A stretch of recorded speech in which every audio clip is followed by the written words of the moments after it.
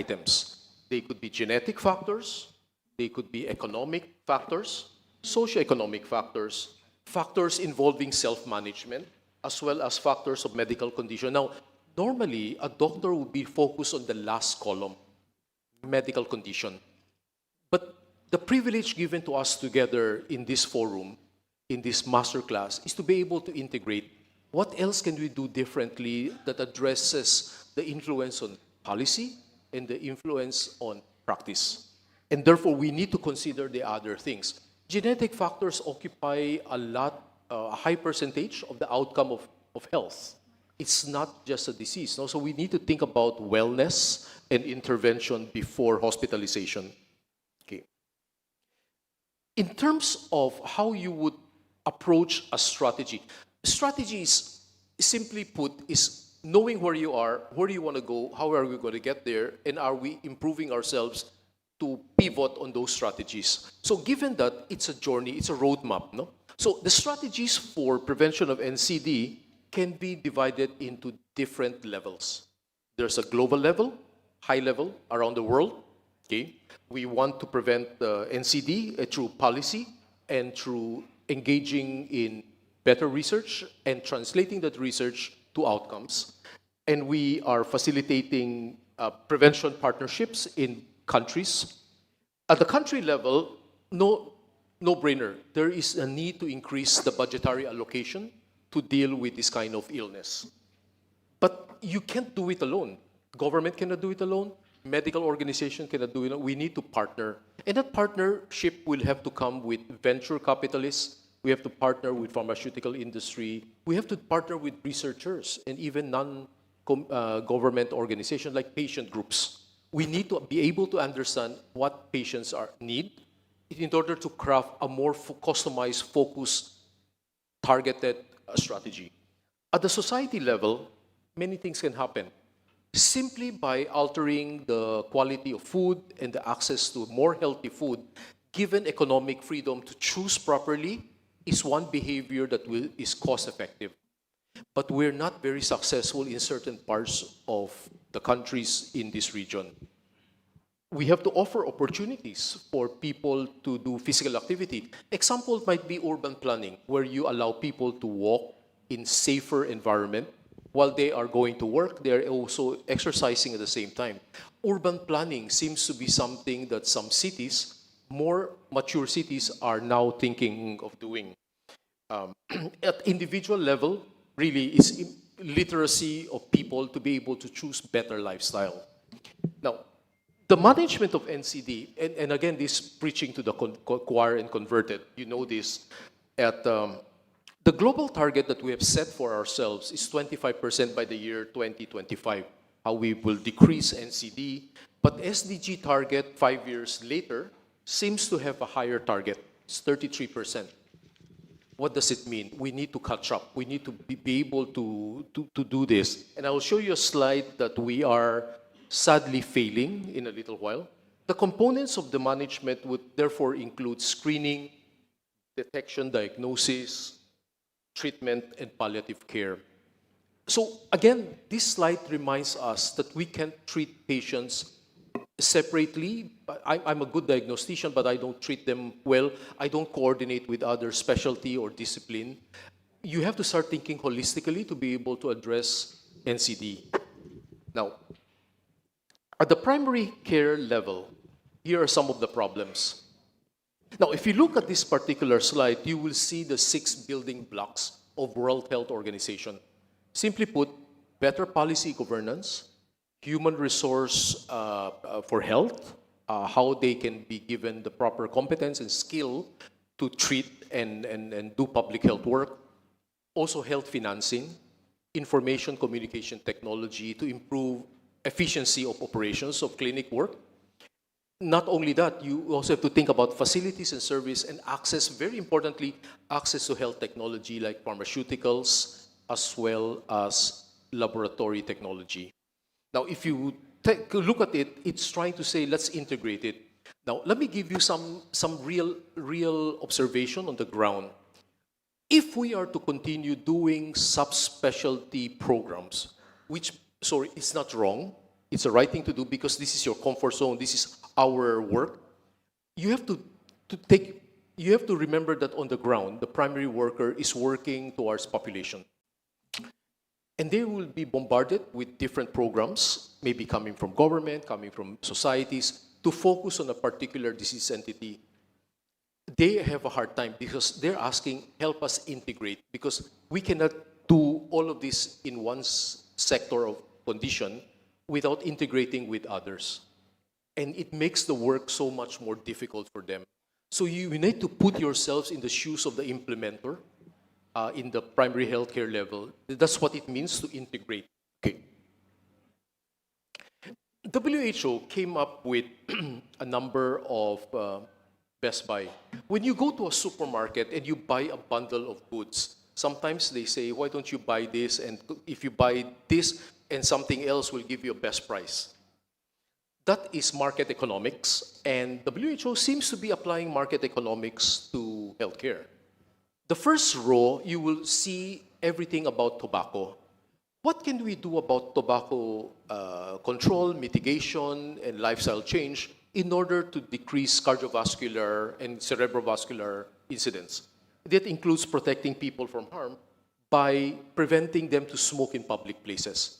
Make it difficult for them to do that. Secondly, impose tax, patient literacy about warnings of the harmful effects, and ban on advertising and sponsorship of tobacco industry and vaping industry.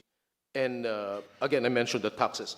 But this is only one part of the equation.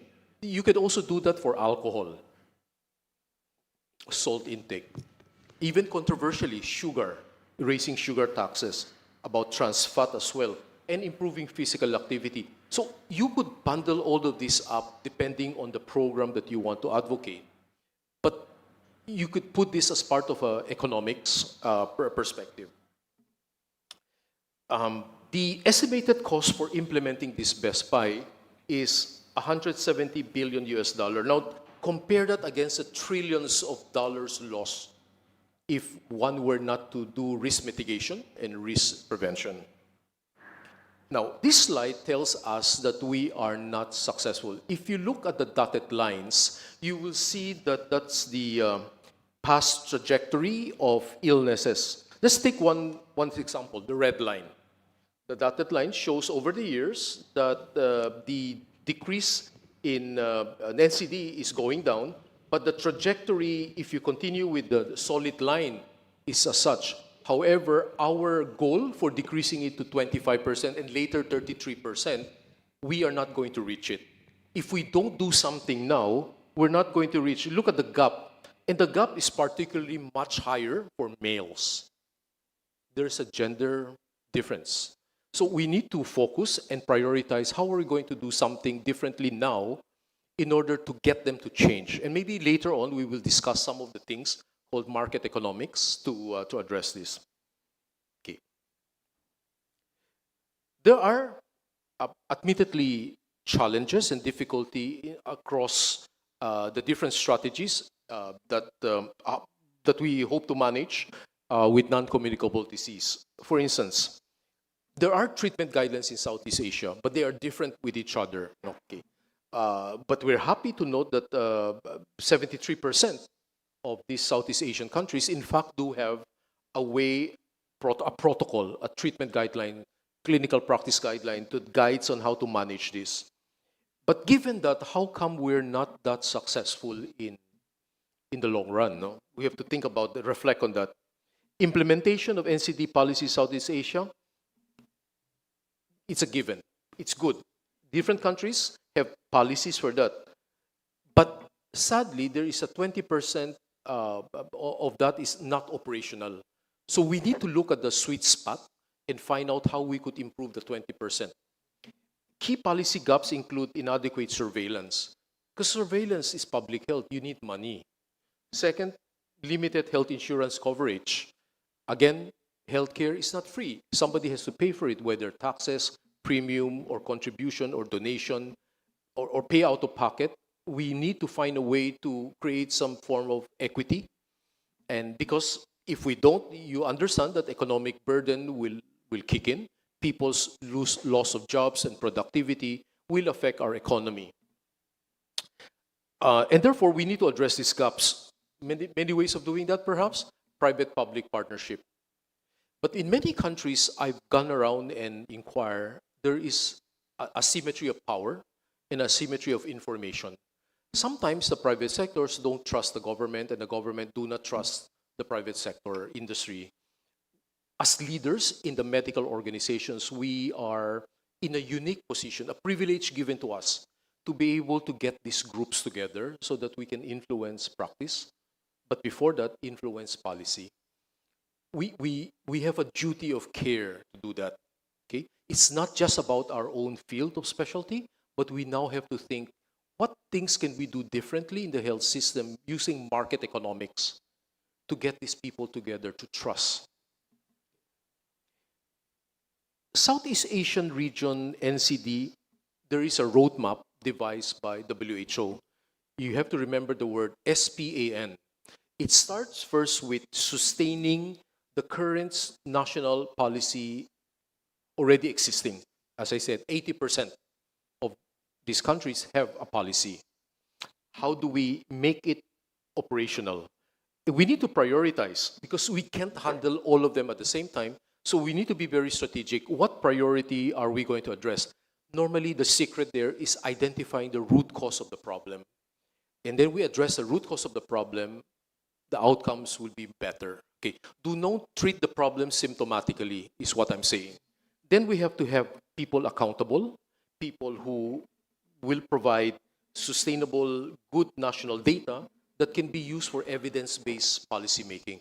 Lastly, it's looking at the NCD targets. Are we on track or not? Here are some of the examples that maybe WHO, as a global health leader, is telling us. One is a program called Cancer C-Scan Grid. The other is on C-Heart. One looks at how do we create collaboration platform in decreasing the 22% of cancer cases reported in the region. And then you look at how to reduce cardiovascular burden. It includes things outside of the disease, which involves lifestyle. That's tobacco use, salt intake, removal of trans fat. Would improve two things, hypertension, diabetes, and even obesity. So I'm coming to an end. The question we should ask yourself, who owns the problem of the NCD burden?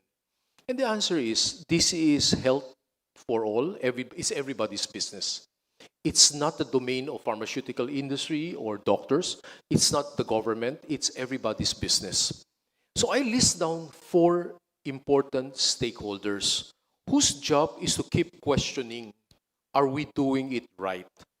That you may not have the right answer now, but if you keep asking the same questions again and again over time, you might come up with a better strategy. Okay? Intergenerational, interdisciplinary, and intergeography. What are the best practices out there? First question by government is, are we doing our job to maintain healthy, productive citizens in the country? The question that research institutions have to ask is, is our technology being produced only in the laboratory, or is it going to be applied for translation? And there has to be incentives for better research. Research is not cheap, right? Service providers, people like us who are working to save the lives of patients, then we ask ourselves, are the doctors that we have accessible? They may be specialists, but they're not accessible, defeats the purpose. So we need to think, do we have the competent, skilled people, but are they there to be able to help? Logistics. You cannot run a health system without logistics. And logistics are not healthcare professionals. They are people who are working in the health system that contributes to healthcare. Now, if we don't have good logistics to deliver things on time and have products available, regulated products available, supply chain is going to create a problem for NCD. Finance. Simple question, who pays? There is no right or wrong answer. Each country will have to find a way where people will pay equitably, decreasing out-of-pocket expenses, and prevent them from financial burden. Lastly, we cannot talk about patients and their diseases in the absence of patients. Patients would like to get involved. More and more, they're becoming literate. They have access to information. They sometimes challenge us about the questions that they have seen in the public domain.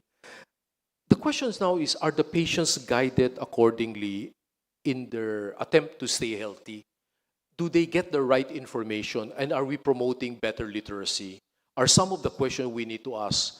So please remember that there are different stakeholders, and therefore, this is a whole of society and a whole of government approach. In summary, let me park a few take-home messages. The first one is NCD are leading global cause of death, accounting for 70% of death in the region. There are health burden. Likewise, there are also economic burden, and this is quite significant. Risk factors include 5 things: genetic, environment, self-medication issues, factors that affect their medical conditions. There are issues that involve the primary healthcare level that we have to solve, and that is creating integrated healthcare accessibility. The current progress that we have right now for NCD, disappointingly, is not very successful. It looks like we're not going to hit our target unless we do something differently. We innovate. The addressing of the gaps requires partnership. It includes private-public partnership, and therefore we have to address power and information asymmetry, first by building trust, finding a way to work together. Lastly, the WHO, our benchmark for roadmaps and recommendations for best practices, have come up with a roadmap for accelerating and preventing and control of NCD in our region. We need to study this and adapt it to our own local context. So I hope in this 20-minute talk, I've given you enough ideas to think about how we will address NCD, not in a fragmented manner, but in a more integrated, holistic manner. And I thank you for your kind attention. Thank you so much, Professor Kenneth. And next, I would like to welcome Associate Professor David Ong Eng Hui with the topic Gut Microbiomes, Relevance and Impact in Cardiovascular Disease and Pain Science, a review of current evidence.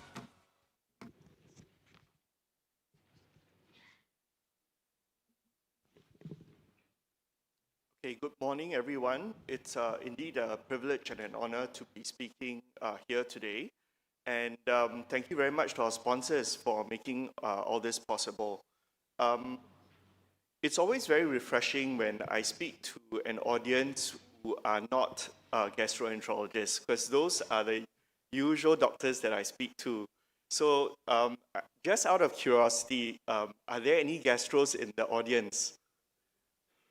Not a single one. So it is becoming increasingly common that I'm being asked to speak at non-gastro conferences, and that's because of the area that I'm interested in, which is the gut microbiome. And 2024 is actually a significant year for me because it's the 10th anniversary of when I did the first fecal transplant in Singapore, and it's been a hell of a journey since then. And I think not just for clinicians and scientists, but also for the public, because I think recently a lot of you would have heard that, there's a Netflix movie called Hack Your Health, and I think that's stirred a lot of interest in this area. So today I'm going a little bit out of my comfort zone and taking a bit of a journey outside of the gut and talking about the gut microbiome in cardiovascular disease, and going even more off the beaten track to talk about the gut microbiome and pain science. Before I start, just wanted to just tell a short story about 8 years ago, I was actually asked to speak at the annual scientific meeting of the Singapore Rheumatological Association.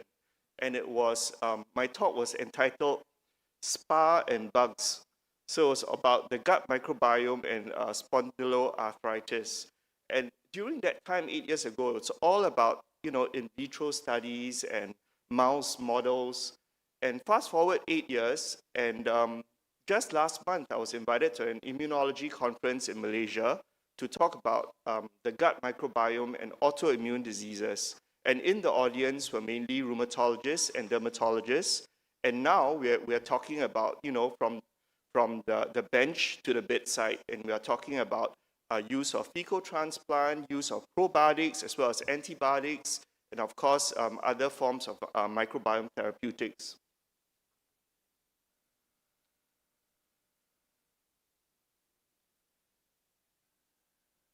So I don't have any conflicts, and I'm going to give you everyone a short introduction on the gut microbiome, and then I'm going to talk about the impact of the gut microbiome on cardiovascular disease, and then followed on by, as I said, off the beaten track into the gut microbiome and pain, and then we will talk about how we can actually improve and manipulate the gut microbiome, and then I'll end with a summary.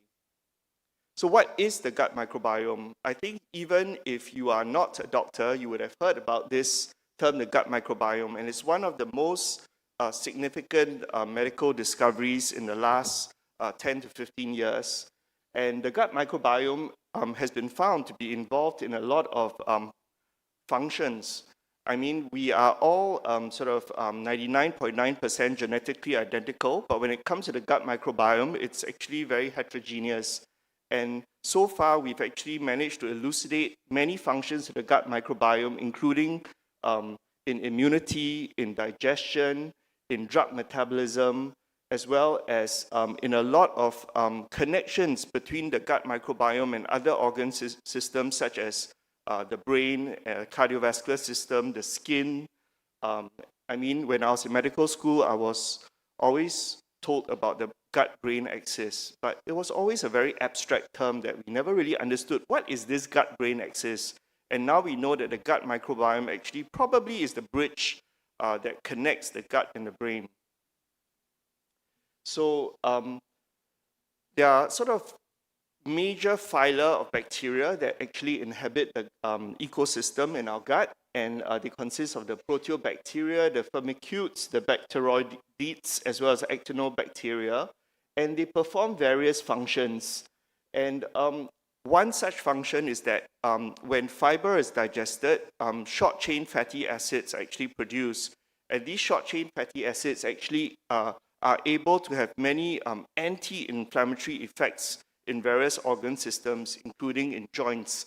I think just last month in Australia, there was a landmark study that's just started using short-chain fatty acids combined with DMARDs to treat rheumatoid arthritis in a randomized controlled trial.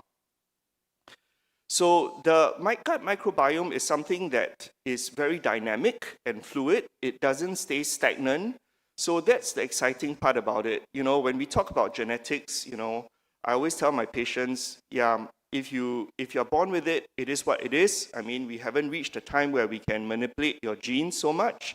But when it comes to the gut microbiome, it kind of is very dynamic. It's dependent on your diet, your lifestyle, and also on the medications that you take, as well as in this case, I'm trying to illustrate that actually the microbiome evolves with age as well, all the time from before birth and at birth when the baby is delivered, depending on whether it's a vaginal delivery where the baby is exposed to the vaginal microbiome, mainly lactobacillus species, or in a cesarean delivery where the baby is exposed to a lot of the skin microbiome.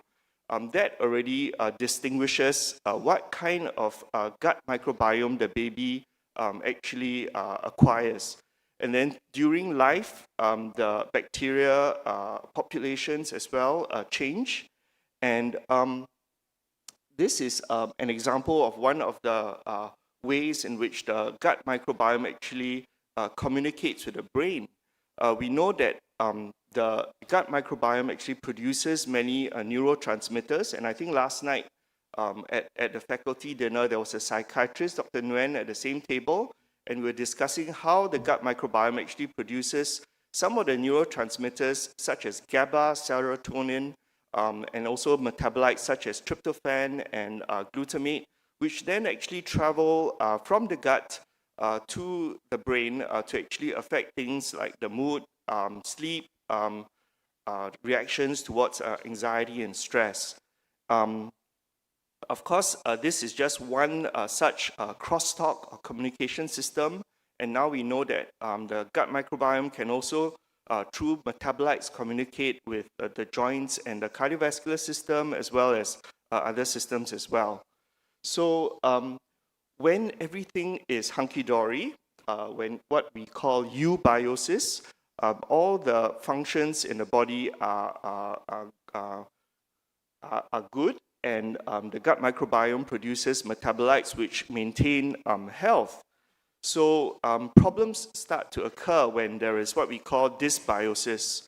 And dysbiosis occurs through various means. One example would be the use of antibiotics, whereby the use of antibiotics can destroy both the pathogenic bacteria as well as commensals. And in fact, the first time when I actually performed fecal transplant was for Clostridium difficile colitis. And as you know, Clostridium is also commensal in our gut, but when there's over-treatment with certain antibiotics such as quinolones, you can get over proliferation of Clostridium, resulting in Clostridium colitis. So with this sort of basic mechanism of dysbiosis in mind, the gut microbiome, when it is unbalanced, can cause various conditions, as you can see there from top to toe, actually. So what is the impact of the gut microbiome on cardiovascular disease? As we know, the bacteria and the funguses and the viruses, they line the mucin layer of the gut, and they control things that are called tight junctions, and these tight junctions actually regulate what goes in and what stays out. And when there is dysbiosis, these tight junctions don't function properly, and this results in increased microbiota translocation from the gut, commensals, as well as in many cases pathogens, as well as metabolites which can be toxic, such as trimethylamine oxide, which can actually negatively affect cardiovascular conditions, as well as a reduction in short-chain fatty acids, which I mentioned earlier, which are actually anti-inflammatory, as well as bile acids. So all these metabolites that are regulated in a dysbiotic way eventually lead to the progression of coronary heart disease and heart failure. So the gut sort of permeability acts as a filter. As I said, the gut microbiome controls the tight junctions that line the intestinal lining. And when inflammatory mediators actually leak through, they then result in cardiovascular disease.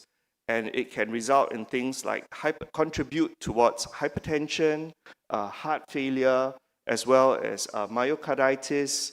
And it has also been found that certain atherosclerotic plaques can contain certain bacterial strains as well. As I've given an example here, that short-chain fatty acids can actually be anti-inflammatory and play a protective role by inhibiting the inflammatory response and improving angiogenesis. So the other aspect which the gut microbiome is important in is in drug metabolism. And a drug that we often use would be statins. And this is some of the direct and indirect effects which the gut microbiome can actually play on the metabolism of statins. In fact, one of the first landmark studies was in the treatment of metastatic melanoma. This was when we had a first glimpse that the modulation of the gut microbiome could actually improve absorption or metabolism of drugs. So in that particular study, patients who were non-responders to immunotherapy were given fecal transplant, and subsequent to the fecal transplant, they were given the same immunotherapy which they had previously not responded to, and then they were able to respond. So I think this is very important because there was actually a very significant study which was published in Cell just 2 months ago, and by Ramnik Xavier, who is one of the gurus in the gut microbiome. He discovered an enzyme called ISMA, which is produced by certain bacteria in the gut. And these enzymes can actually affect lipid metabolism. To me, this is very exciting because I think it has future implications for precision medicine, because by modulating the gut microbiome, we could then maybe even reduce the amount of drugs needed to actually achieve the same outcome. So these are some of the studies which show how the change in certain compositions of the gut bacteria can be associated with cardiovascular disease. I mean, I was just having this discussion with a public health specialist this morning that, you know, I wonder why all the names of bacteria are so long. I mean, now that I have to venture beyond the gut into other realms, I think I find all these names very difficult to remember, but I put it up so that if you're interested in seeing how these bacteria can affect cardiovascular disease, please refer to it. I mean, the first step would be to actually identify the bacterial differences in patients with certain cardiovascular conditions, and then to find out the functions of these bacteria, and then lastly, to find out how these bacteria then interact with the other bacteria in the gut ecosystem. And only then can we then modify the gut microbiome effectively to treat certain conditions. So as I mentioned, statin therapy can be actually explained by microbiome variation. And this was a very big study involving almost 3,000 patients who both from America and Europe, whereby they actually analyzed their response to statin therapy. And the statin therapy response could actually be explained by microbiome variation independently of other confounding factors. So as I mentioned, FMT has been used to manipulate the gut microbiome, and FMT can actually, in this mouse study, show how it can actually affect the outcome in myocarditis by restoring the microbiota composition to that of a healthy composition. A lot of the initial studies with regards to gut microbiome were actually from studies done on mice. Not all have been translated to human studies, but I think we need to start somewhere. And a lot of the studies involve germ-free mice, and then the administration of the microbiome of certain disease states into these germ-free mice. And from there, we could actually prove the link between the gut microbiome and certain diseases. So we can see from this particular mouse study that fecal transplant actually restores the microbiome composition in these mice, which are engineered to replicate myocarditis. This is a study which combines fecal transplant and tributyrin, which is a short-chain fatty acid. And this is a study which looks at heart failure. And in this mouse study involving FMT, the FMT improved early systolic and diastolic dysfunction and cardiac hypertrophy in obese mice. Incidentally, there's also the very famous thin mouse, fat mouse studies whereby the microbiome contents from the thin mouse were administered to the fat mouse and the fat mouse became thin. And I think these have already since been translated into human studies and to see if obesity and other metabolic disorders can be treated using fecal transplant. And this study is interesting because now we know so much about short-chain fatty acids that we have combined FMT together with short-chain fatty acids. Okay, so that gives a little bit of insight. There are many, many more studies in this area, and the data is rapidly evolving. I always tell my colleagues that studying the microbiome is like deep sea diving. Every time you go deeper, you find something new. And now we go a bit deeper into the impact of the gut microbiome on pain and pain modulation.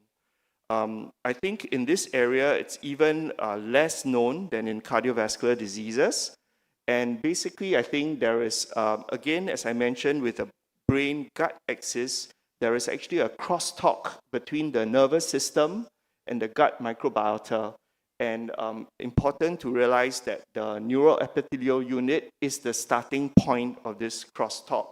And everything that occurs after that is a consequence of what happens with dysbiosis and repopulating the gut microbiome with good bacteria.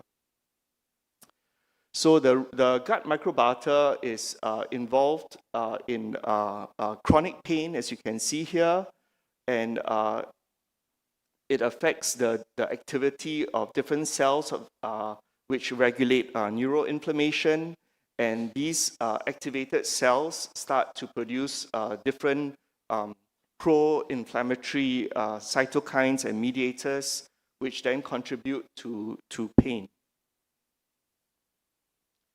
So the main potential therapeutic strategies are emotional support, which addresses the brain-gut axis, and of course, when it comes to brain-gut, there's also a lot of a link between the brain and perception of pain.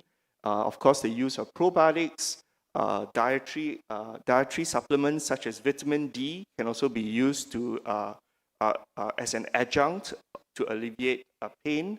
And of course, there are many studies looking at fecal transplant. So this study looks at the effects of probiotics with butyrate, which is a short-chain fatty acid producing bacteria after traumatic peripheral nerve crush injury, and basically shows that there's a definite change in the gut microbiome, which then leads to improvements in pain scores.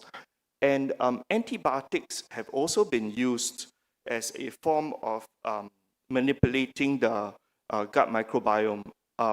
Contrary to what I said earlier, the antibiotics tend to destroy a lot of the commensals, but with development of more targeted antibiotics, I would say that antibiotics are now more like snipers, and they target certain strains which can then be destroyed, which will then result in the remaining ecosystem being able to produce therapeutic benefits and effects.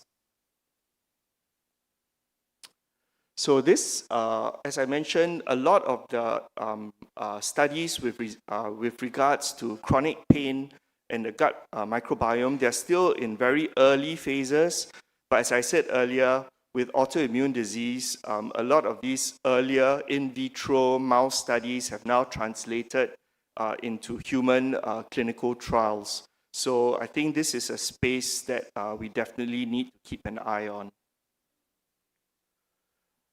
The gut microbiota has also been found to be involved in chemotherapy-induced pain, and this is a study which looks at oxaliplatin, which which basically results, use of oxaliplatin results in chemotherapy-induced pain.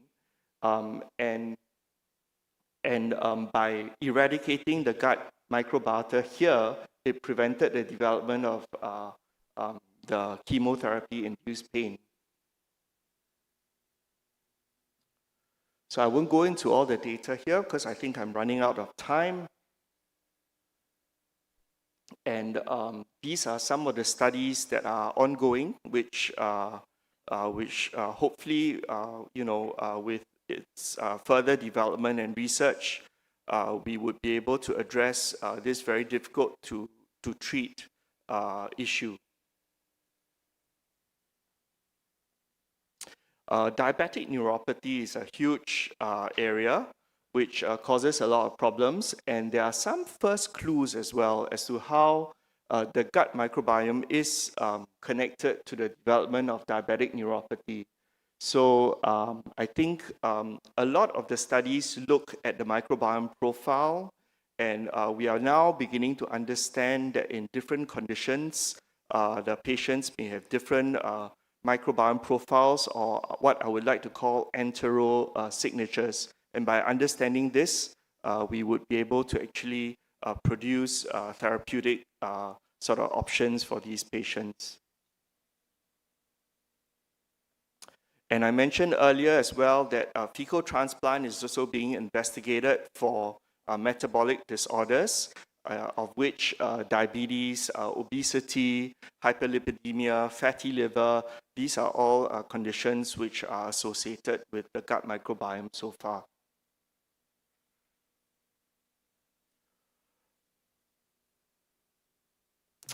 And this is more on pain as well, and looks at alterations in the gut microbiome and metabolite profiles in the context of neuropathic pain. Again, a mouse study, early days yet, but something which we should keep our eye on.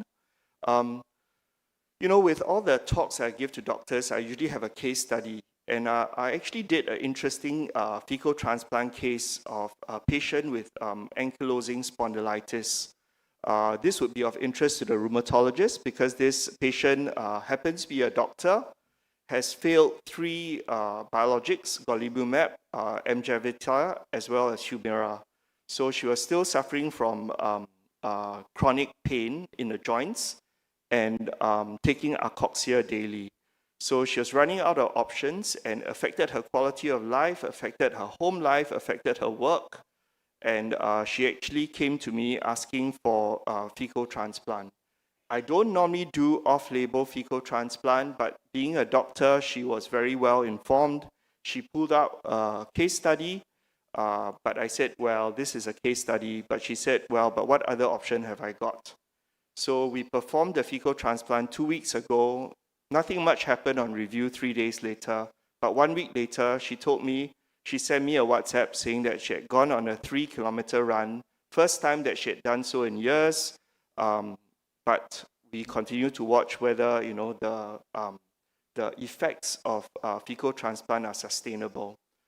So far, she seems very happy. So I think there's a lot of promise in this area. So more studies here looking at the gut microbiome with traumatic-induced neuropathic pain. And this is interesting because, nowadays we are looking well beyond the pharmaceutical industry for answers. And this is an interesting study looking at palmitine. And for those of you who don't know, palmitine's an alkaloid derived from dried rhizomes, a Chinese plant. And we're kind of combining East and West here to look at how this particular compound can modulate the gut microbiome and then, as a result, produce a therapeutic effect of reducing pain in trigeminal neuralgia, which we all know is also a very difficult condition to treat. So another interesting paper looked at the gut microbiome and traditional Chinese medicines And it appears that a lot of traditional Chinese medicines actually work by modulating the gut microbiome. And we are currently trying to see in our own little study whether or not the gut microbiome profiles actually corresponds with different traditional Chinese medicine body types. And by understanding that, we will be able to maybe also have some form of precision medicine in traditional Chinese medicine. And this looks at the gut microbiota in patients with post-herpetic neuralgia and also in lower back pain. So, okay, coming to now that we know about all these studies, what can we do about it? I mean, as clinicians, yes, it's important to know the science, but what is the actionable component? So I think back to basics, I think we know that the diet is very important for the gut microbiome.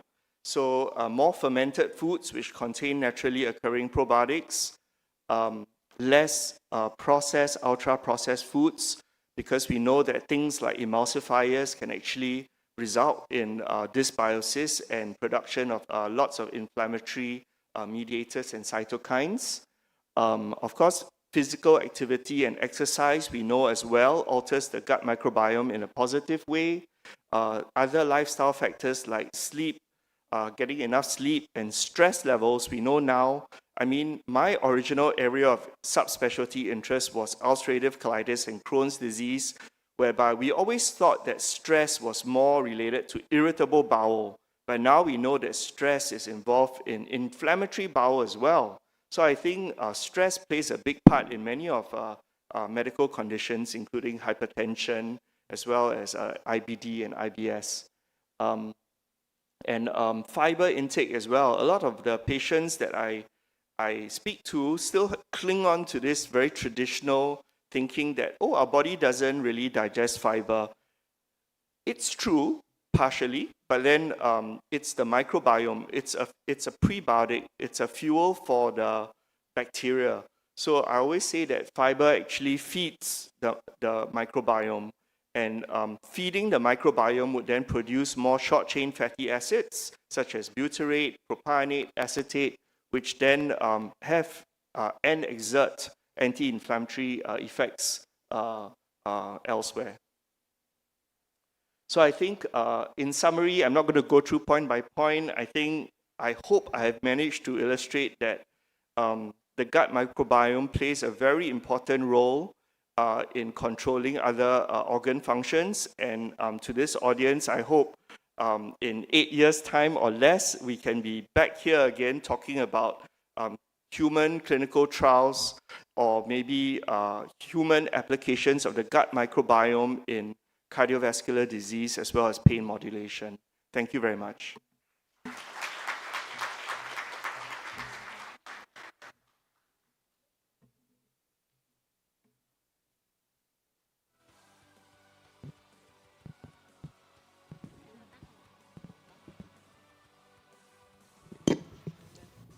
Thank you so much, Associate Professor David.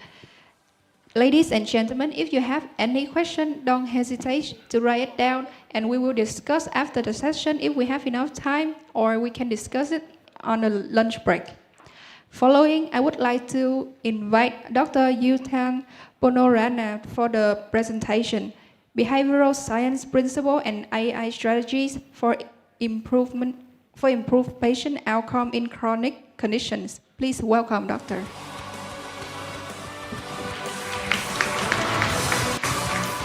Good morning. Good morning, everyone. It's really honored and very privileged to talk here. Okay, I'm Uthang Bunarana, but you can call me Patrick. I'm going with Patrick. Besides being a neurologist, I am also the novelist. I am also the screenwriter. I work with Netflix and HBO Go. And why? I'm about to telling you why I have to working in the storytelling.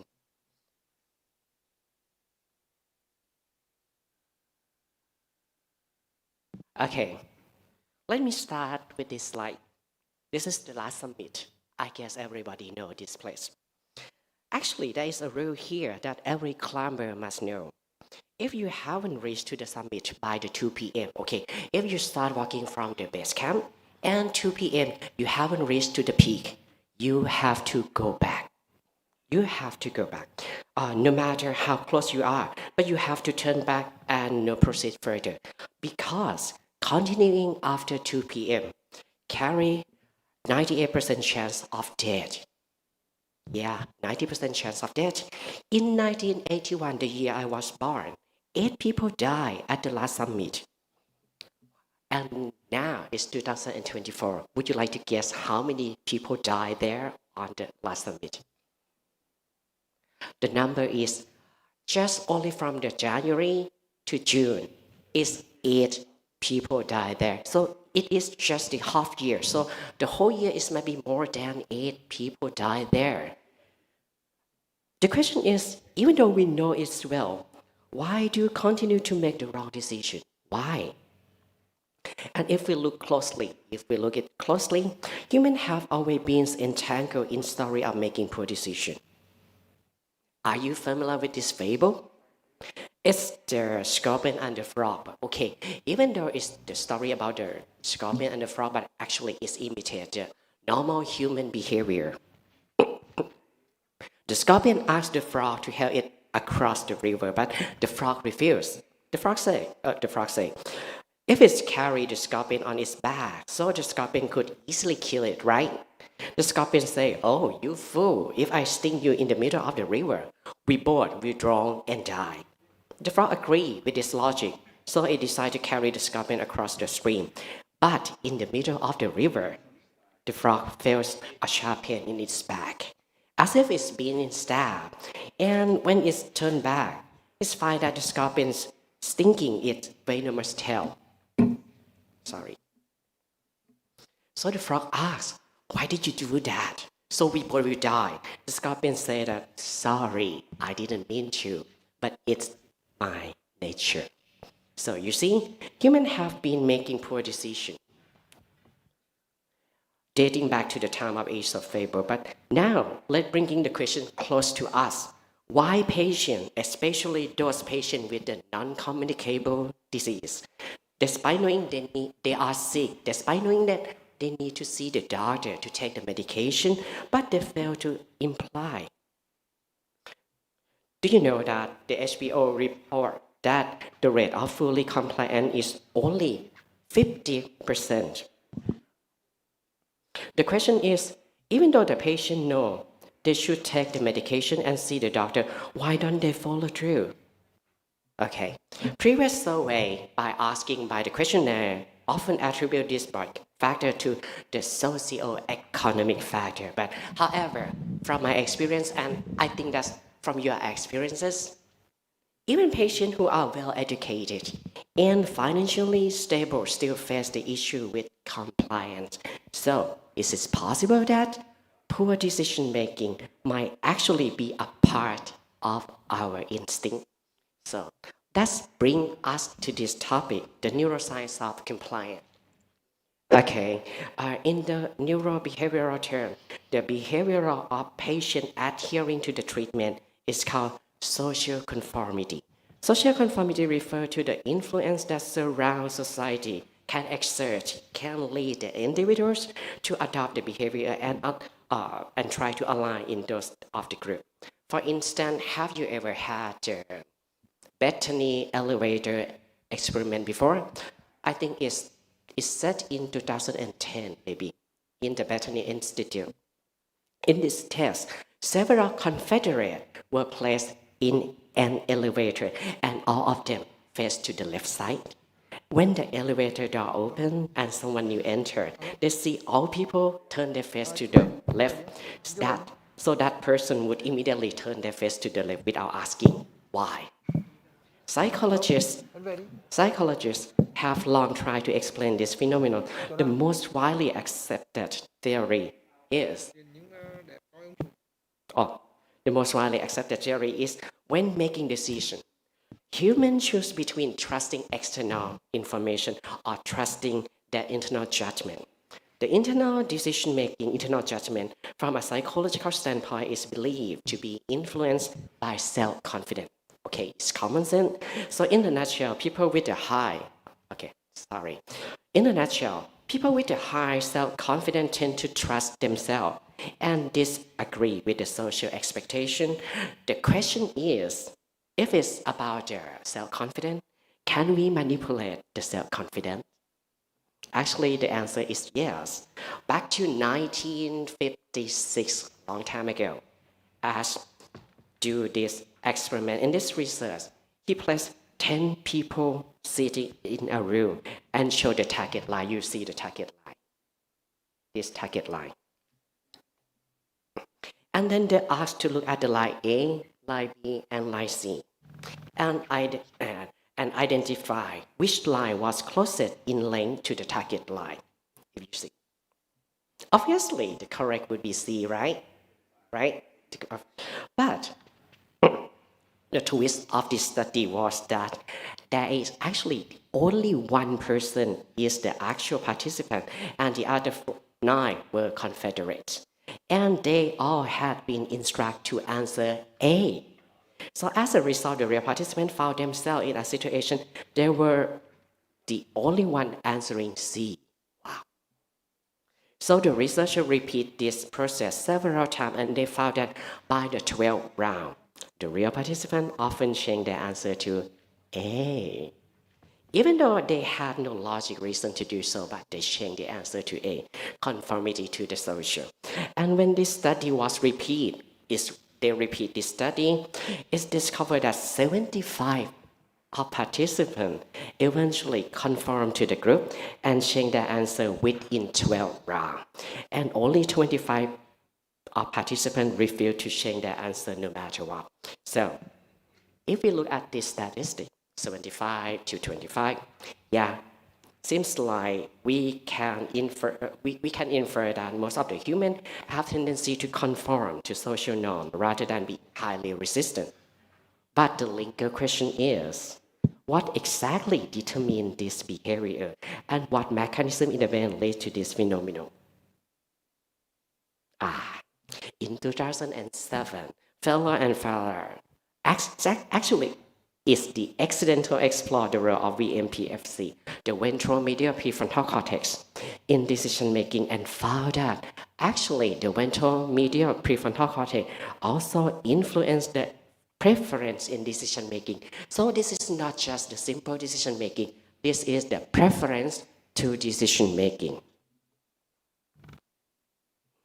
They found that the VMPFC play important role in decision making, generating and regulating negative emotion and social cognition. So this explains how the result from the previous research that the ventral striatal and ventral medial prefrontal cortex show activation when participants learn about the major opinion and want to align with it.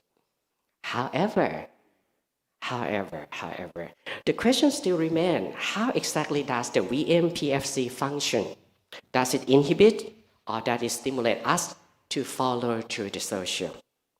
So, another research team set up an experiment to direct compare the normal brain and the brain with stimulated VMPFC and the brain with suppressed VMPFC by using the EEG cap that deliver electrical stimuli, both anodal and cathodal. Okay. All the participants sat in the separate booth with computer unable to communicate with each other. And on the screen, they will show 128 multiplied with 128 checkboard grid. This. So, which is totally 16,384 square. And each square displaying one of two colors, blue or orange.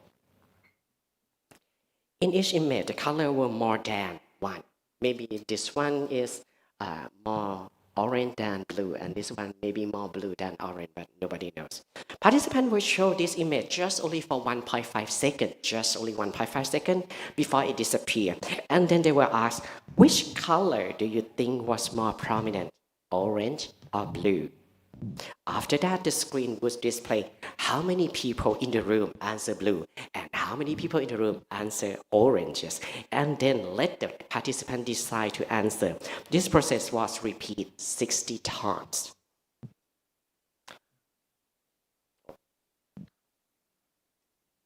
Okay. The research found that the suppressed VMPFC group was significantly more likely to conform to majority opinion compared to the stimulated VMPFC group. The group with stimulated VMPFC showed much higher self-confidence. So the result was quite astounding because they suggest that our brain actually tends to lead us to conform to society easily. But however, because we have the VMPFC to inhibit this tendency, so when the VMPFC function is reduced, we become more likely to follow the crowd. But it doesn't end here because the VMPFC doesn't work in isolation. The same fellow that I mentioned in the last slide, the same fellow previous conduct a research and found that the VMPFC actually operate under the influence of orbitofrontal cortex OFC. The significance of OFC was discovered by Hugo Plasman. She is the mother of decision-making science. She found that the OFC influenced the VMPFC by forming the preference by using the memory and experiences stored in the hippocampus. So OFC picked the memory and experiences from the hippocampus and form a set of preference that are called tests. Called preference. So your preference is formed by the OFC. And the most important, the Professor Paul Sack, neuroscientist from the Claremont University, discovered through his research that the OFC prefer the storytelling more than the data. So this is explained why, despite providing the patient with treatment information, about the disease information, about the detail, every detail we provide to our patient, but finally, our patient might end up believing in the neighbor's advice to use the cosmic energy stone to treat your diabetes or to treat your cholesterol, because the neighbor advice is storytelling, but the doctor asks advice is the data. Research showed that the OFC tend to give more weight to storytelling more than the data. So, in the nutshell, the human brain has a natural tendency to conform to society, but sometimes the VMPFC inhibit its tendency. The VMPFC works under the influence of OFC, which is create a preference and behavioral tendency through by using the memory and experiences from the hippocampus. And the OFC tend to prioritize storytelling over the data. Therefore, in the practical application, simply provide information to the patient, like patient education, may not be effective. I'm sorry to say this, but storytelling does, especially the negative narrative, such as the example of the worsening case due to lack of treatment, tend to be more impactful because it works with the tandem with the OFC and VMPFC. Thank you.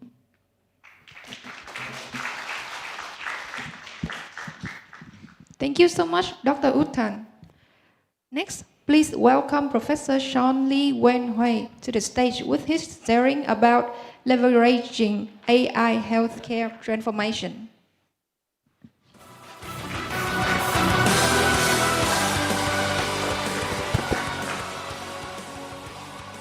Okay, hi, good morning, everyone. Thank you for your welcome. So I've been invited to speak a little bit about using AI and how we can use it in our healthcare systems. But before I begin, I know it's a long day. I don't have any conflict of interest to declare.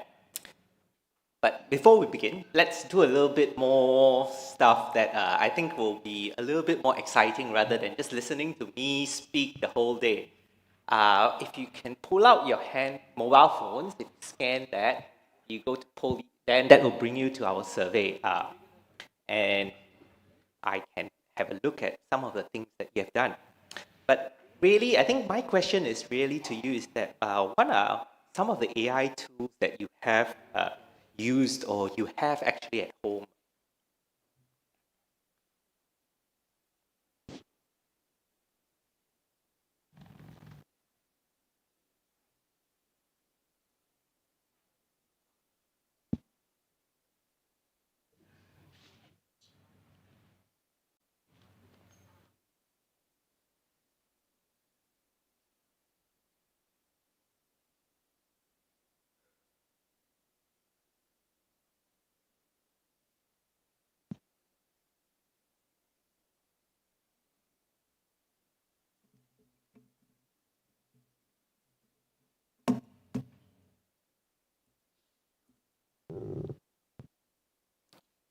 Okay, well, while you are busy answering that, probably I will just move on a little bit more about it. But what I can see from my computer here is that a lot of you actually mentioned about ChatGPT.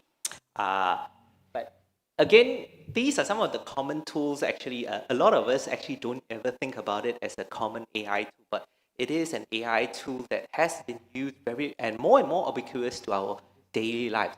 So one of it is your robot vacuum, where if you think about it, what it does is that it scans your room. It tells you which part of your room has an obstacle, which part doesn't have an obstacle. The second one here, which is really an Alexa, this is the Amazon Echo, and that actually can regulate temperature. But the most interesting actually, which is this one. This is really my kids' favorite. So I have 3 kids, and this was their favorite one when we went into the store.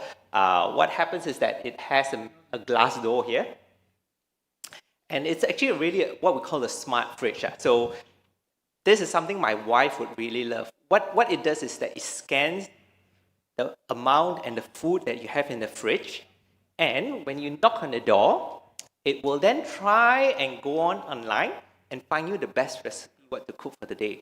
So for all the women in the room, this is really like heaven sent on earth, because imagine what my wife always tells you. So the usual conversation we have at night is, what do you want to eat for dinner tomorrow? Or what do you want for the next day? And that's very, very common for a lot of us, especially if your wife wants to cook. And these are some of the tools that you have. But while a lot of AIs are now becoming more and more ubiquitous to our health already, and also in business, they are now being implemented a lot in our healthcare systems itself. And what I'll do is I will give you a little bit about how these are being used, and some of our work back in Malaysia, where we actually been using AI tools to help in making better decisions. Again, what I would like to make a disclaimer is that these are not going to be used to replace humans, but really to go hand in hand a little bit more with how we can actually make decisions to make better decisions. So before I do that, what I wanted to do is also give you a bit of a background about the differences in terms of AI tools. So really, this is really what everyone in this room would have encountered in terms of AI. That's really when you log into your EMR, you write a prescription, and then what happens is that they tell you a prompt to say that, look, probably this needs, it's a restricted prescription, or even is that it requires an authorization and you need to pay up and update the patient record. Over the past few years, machine learning is now becoming more and more common itself. So really, in a nutshell, it's just a very simple statistical technique to fit models to learn and to train something that you want to be. So what you want to do is probably you want to see, as the previous speaker has mentioned, what makes people more adherent and take their pills a little bit more. So this is where you can use machine learning itself. But again, as we know and as we have heard itself earlier on, is that not everyone is equal, and not one single factor can influence your behavior. And again, this is where the next one, which is a neural network model, so very similar to how your brain works, they actually are able to connect and look at different things at the same time. So how age interacts with your ethnicity, with your socioeconomic status, and they then work it out to find the best model to try to see whether how you can predict it.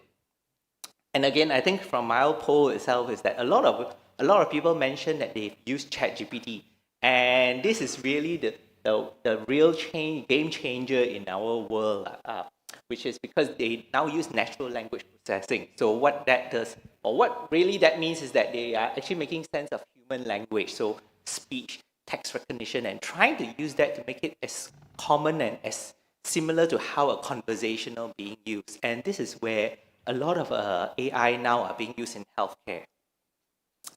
But before I begin, let me just talk a little bit about some of the benefits of AI itself. And I think as we have mentioned earlier on about how using diagnostics, there are already a lot of benefits of using AI in terms of diagnostic accuracy. So one of the projects, this is a scan where probably a lot of us, or a lot of you actually look at it. So this is a TB. They are looking at for lung cancer and early detection of lung cancer. But for us, a little bit more back in where I come from in Malaysia, we're using it a little bit more for not for lung cancer treatment, but for TB treatment and detection itself. And the idea is that imagine, and so we're using it in a very, very unique circumstances. So we're actually using it in the prisons department. So as you know, in the prisons, what happens is that they are really there to emit and ensure that the law is being taken into consideration. But their second priority is then health. So the first one is to make sure that you met out the sentence, which is for the person to sit in jail. But a lot of times, healthcare is always a secondary outcome. And for a lot of patients in the prisons, by the time they get screened for something as common as TB, that may take about 20 to 30 days before they are actually being screened. And really that's because of the different in terms of logistics. So imagine every single prisoner would require 2 wardens for them to be escorted to the nearest clinic before they can get screened. And that's really because of security issues. Now, if we can use AI, and this is where we are looking at, how can we use AI to be able to better detect faster, earlier, and better, rather than just sending them out of prison and then you have all these different security risks. So, as we have heard, I think earlier on our speakers on microbiome and also on, behavioral therapy, there are already an option where you can use it for personalized treatment. So if you think about it earlier on, where we are using it to examine or think about how are some of the best algorithms for our patients, and that's where AI can be useful for you to help figure out what are the effects of different drugs, how they can use and interact with your gut microbiome. And I think Dr. David has used a lot of that in AI already in your gut microbiome analysis. And just to follow up with a little bit of our talk earlier on, so this is a very interesting AI tool. It's from this website called Listen. So as the name suggests, you listen.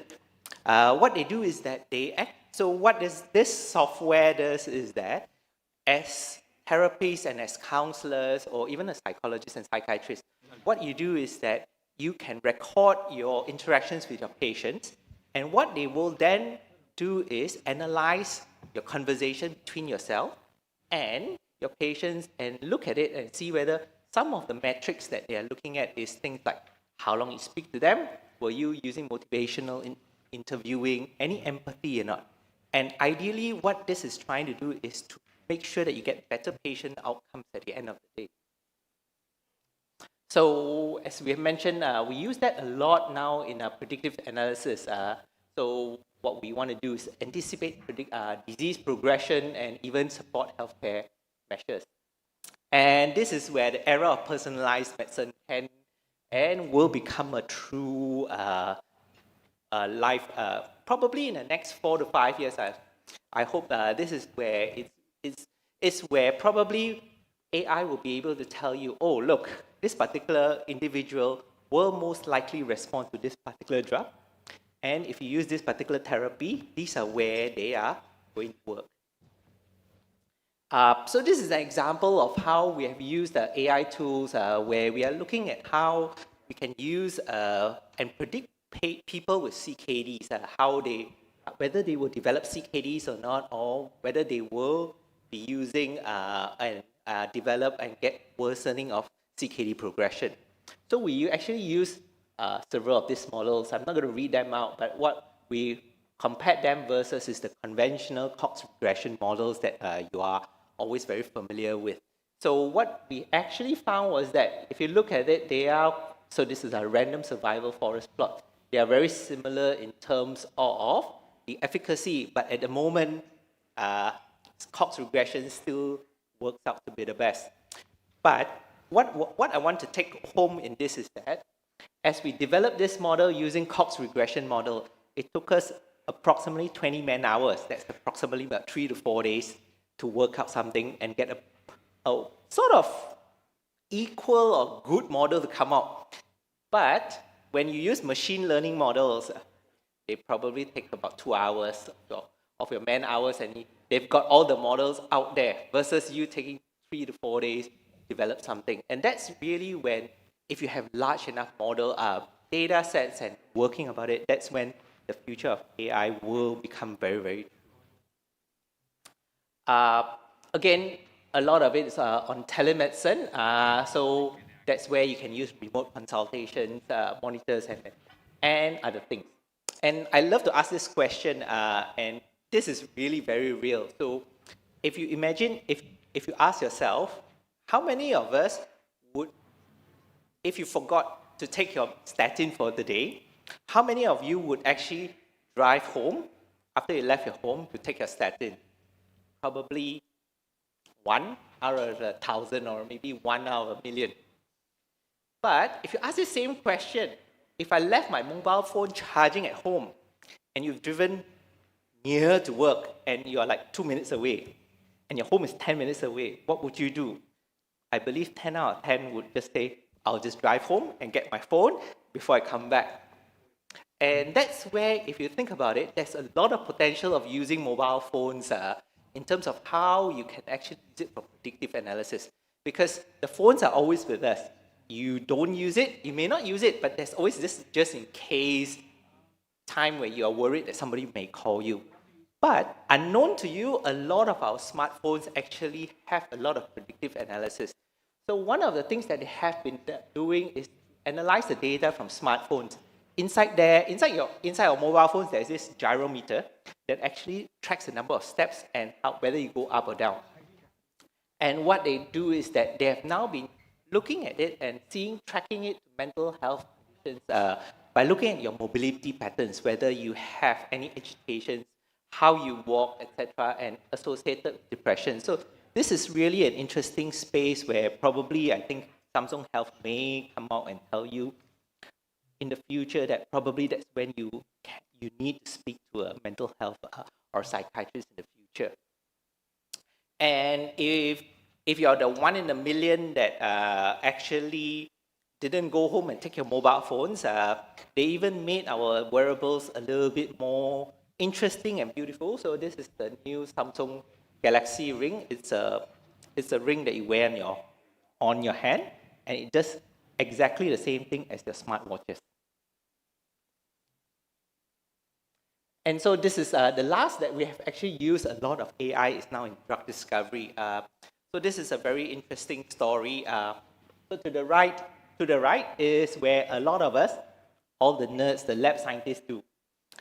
We take cells, we take a molecule, we analyze and put them into these little plates, and then we run a high throughput screening. So that was revolutionary in the sense that you have a molecule or you have a drug candidate, you try to screen them for some activities.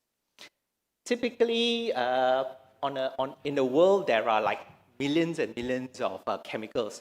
And so if you think of it, it's very, very hard to start screening because each screening will take about 3 to 5 hours, depending on what you're looking for. But very recently, a group of scientists in MIT, that was in 2019, they used a machine learning and deep learning method to screen for antibiotics And guess what? They actually found the first antibiotic in the world after 60 years.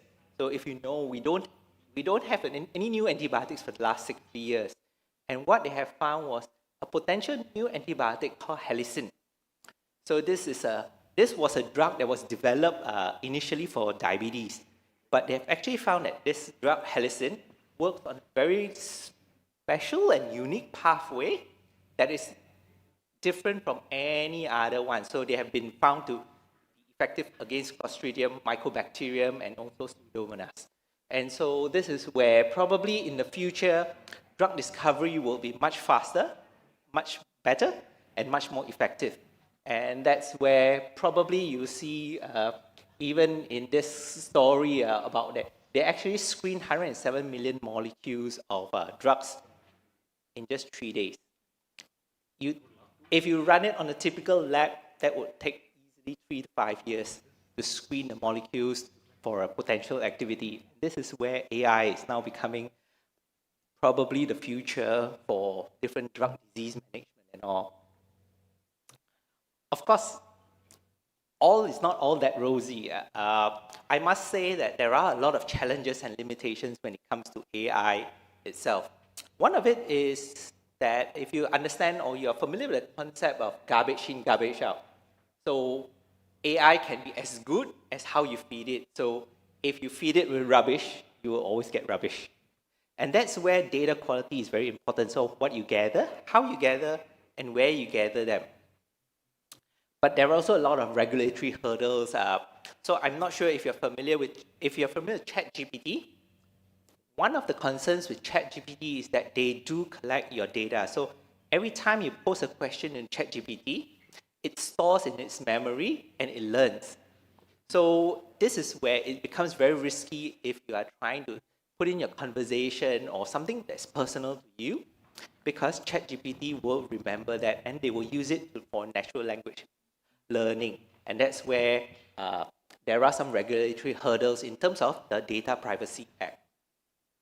But also, I think for many people, I grew up in the era looking at something called, I'm not sure if you know, the Jetson cartoon.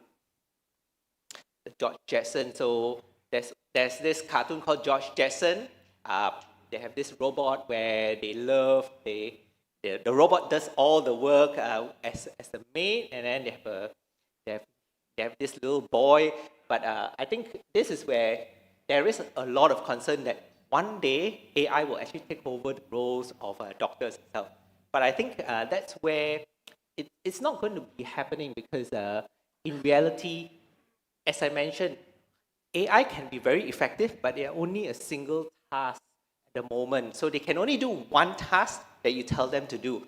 They can't do multiple tasks as what you're doing. So for example, if you are looking at a radiology, trying to detect TB, what the AI would be able to tell you that this individual has an 80% chance of having TB. But that's just it. It won't be able to, like, similar to what a radiologist could do. They could consult another person to find out what you should do, refer them, etc., etc. And that's where probably the future is. So I think just to summarize what we said earlier is that if you think about it, there are a lot of AI and non-AI. And I think in AI, this is where personalized care and predictive analysis will be the future. And they are now being used as much and larger and bigger as possible. Of course, there are some data privacy concerns. But then if you think about it, in terms of scalability, that's where AI can be the future, because that's where you can reach out to the furthest most remote region, as long as there is internet and there's electricity. But then it's also very time intensive when you have without an AI approach. And so this is the future of AI. I think this is where I want to summarize is that in summary, I think a lot of the future of AI will be in precision medicine. So that's where it will be used for treatment, including genetics, environmental, and lifestyle factors. You will see a lot of them also in healthcare automation, just trying to do the mundane things of paperwork, trying to check for dose, check for efficacy, check for interactions. These are where automations will become more and more common, especially in your EMR. The focus now will be a little bit more on getting some ethical guidelines around the use of AI itself in healthcare, because that's where privacy concerns are there. There are no limits or there are no barriers when it comes to when you submit your information to ChatGPT, especially if it's a confidential patient manner. And that's where everybody around the world, if you know how to do it, you can actually figure out and see what somebody else has submitted to ChatGPT. And that's where I think in the future they will look at how AI will be looking at responsible use of AI itself. But again, the lastly is really my favorite is remote monitoring solutions, where the future, if you think of it, is where all AIs will be. That's where you will be able to track your patient, understand what they are doing, how they are doing, and why they are doing certain things. And in theory, also understand why they are not responding to treatment, or even not responding to whatever you're saying, what you're prescribing. It may not really be because of their non-adherence, as we have spoken about, but probably because of the gut microbiome or even other behavioral factors or genetic matters for that fact. So with that, I thank you for your attention.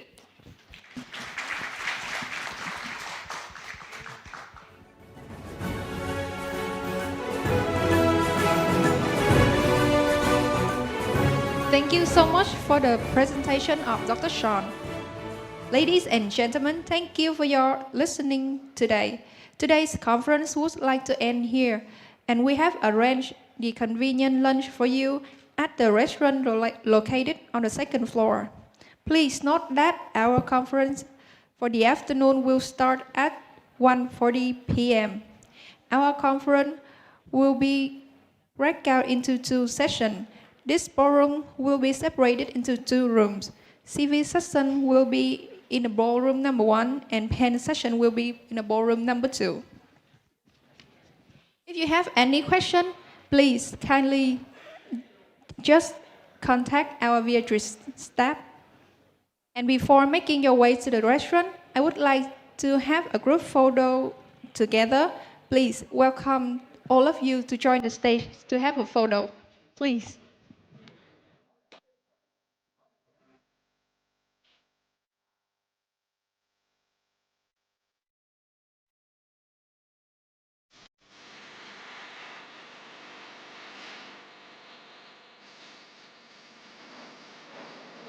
Please come to the stage.